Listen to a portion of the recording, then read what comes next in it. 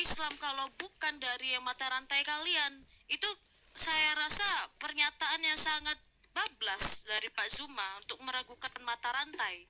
Dan dipertanyakan apakah Lukas bertemu dengan ini, apakah ini, saya lebih gampangnya begini deh, di bawah dari tahun Ibnu Abbas, apakah ada bisa dinyatakan dari katanya itu sejaman dengan Baginda? Tidak. Karena apa? Ketika di perang apa tuh, Mamaka atau lupa saya, itu semua penghafal Al-Quran itu habis, terbunuh, terbantai. Makanya Al-Quran dituliskan oleh yang paling sisa, dan disuruhlah oleh raja kepada Zaid untuk mengumpulkan. Jadi mata rantainya apakah sama? Apakah bisa dipercaya kalau begitu? Itu pertanyaan juga, saya rasa itu akan merugikan kamu sendiri, Pak Zuma. Jadi kita ke substansi saja. Bagaimana kamu bisa membuktikan Isa yang diserupakan itu dengan sejarah dan fakta dan ada saksinya dengan yang kamu punya? Kalau misalkan kamu bilang nggak punya, ya saya rasa kamu tidak belajar. Saya tadi sudah di awal-awal sudah menyebut beberapa orang yang saya tanyai.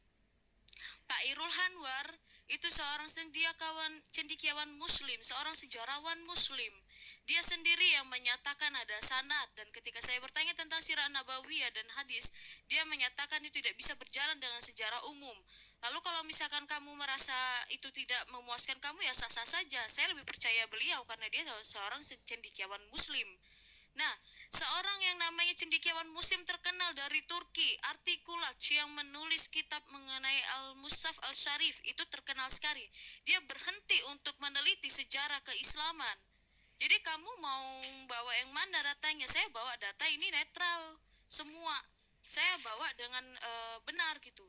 Kalau misalkan kamu terus menyangkal dengan siapa yang buktinya gini, Lukas bertemu dengan Yesus segala macam, saya sudah jelaskan tadi bahwa buktinya ketika Yesus pergi ke Kapernaum, ke rumah Petrus, itu bertemu dengan para rasul lainnya. Lalu apa lagi?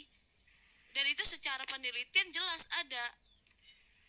Lalu apa lagi, Bang Zuma? Saya tambah Kak Mina ya.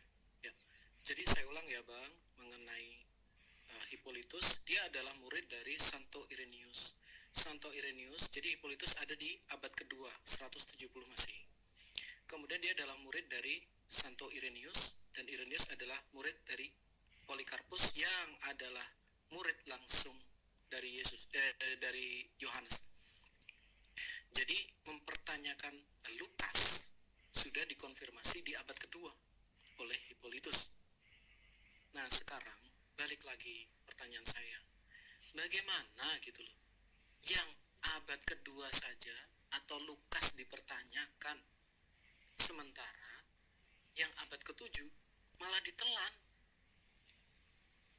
Kemudian jelas apa yang kita bawakan itu adalah narasi teologi yang sejalan dengan histori. Nah yang Anda bawa narasi teologi yang melawan histori. Dan yang melawan histori berarti dia berasal dari mana? Multiverse. Itu ya dari multiverse kita mau bilang apa lagi? Nah kalau dari multiverse, maka bagaimana dengan janji keselamatan di situ? Kita punya sumber-sumber primer semua, Bang Suma. Monggo Bang Suma, silakan. Aku mau jelasin bentar yang sejarah Israel tadi. Nah, ketika bangsa Israel di abad pertama itu belum menjadi negara, ya, masih dikatakan bersuku-suku atau berwilayah-wilayah. Nah, ketika bangsa Israel dijadikan negara itu pada abad berapa? Itu pada abad ketika bangsa Inggris menyatakan Israel itu merdeka. Itu jelas secara sejarah. Nah, kalau dibalikin lagi pada tahun 310, kita ambil aja di abad-abad 2, itu Yerusalem itu hancur. Belum menjadi kota yang penuh kokoh di Israel. Jadi itu jelas secara sejarah. Nah, untuk kalian mempercaya atau tidak, mengatakan saya hoax atau tidak, catat poin saya, search poin saya, dan kalian tanyakan pada yang mumpuni menurut kalian akademisi, kalau menurut kalian saya bohong. Terus yang untuk Pak Hirun Anwar itu kalian bisa nonton di Fakta Israel. Beliaulah cendekiawan muslim atau sejarawan muslim yang menulis buku Bintang Fajar dari Arab. Beliau yang ya menulis itu. Kalau kalian meragukan data saya dan mengatain saya, silahkan, saya nggak apa-apa. Tapi search, uji data yang saya bawa, search sendiri. Oke? Thank you. Terima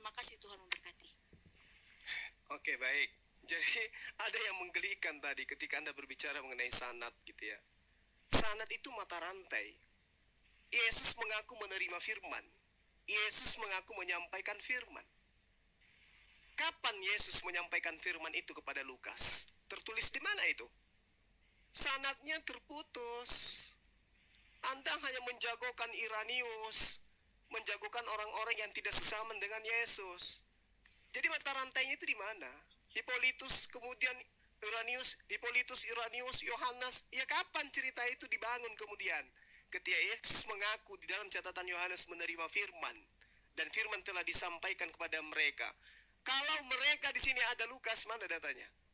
Tunjukkan kepada saya secara sanad. Gak akan bisa. Jadi sejarah yang Anda ceritakan itu sejarah internal kalian. Sejarah sekuler pasti bertentangan dengan sejarah agama kalian. Itu tidak bisa Anda pungkiri itu. Jangankan sejarah sekuler. Orang-orang Yahudi aja dulu. Orang-orang Yahudi yang nyata bahwa mereka adalah keturunan dari saksi sejarah. Apakah ada di antara mereka yang kemudian menjadi tokoh di Kristen yang menceritakan secara sanad bahwa kekristenan itu betul-betul seperti apa yang Anda uraikan tadi? Kalau Al-Quran, Bung, saya katakan sekali lagi kepada Anda, Al-Quran itu pewahyuan, tidak seperti Lukas, Tepolius yang mulia, banyak orang bercerita, menulis peristiwa-peristiwa yang terjadi di antara kita. Maka saya terpanggil untuk menyusunnya kembali. Beda dengan Al-Quran. Al-Quran itu pewahyuan. Tidak ada yang dikatakan oleh baginda Rasulullah SAW itu selain pewahyuan. Bukan dihasilkan dari penyelidikan. Jadi Anda salah ketika Anda menyelisih Quran dengan sejarah yang sumbernya dari catatan-catatan kitab yang nggak jelas itu. Saya katakan kepada saudara, kenapa nggak jelas? Saya katakan, Lukas tidak pernah bertemu Yesus. Bahkan antara penulis satu dengan penulis lainnya dalam cerita yang sama itu bertentangan. Itu yang perlu Anda pahami. Bagaimana silsilah Yesus diceritakan di penulis lain bertentangan dengan silsilah Yesus di cerita yang lain. Ini yang Anda jadikan sebagai acuan untuk kemudian menilai Al-Quran. Keliru Anda. Makanya saya katakan kepada saudara, kalau Anda mengatakan bahwasanya Anda memiliki mata rantai, Yesus ke Lukas aja putus. Mana mata rantainya? Aku menerima firman.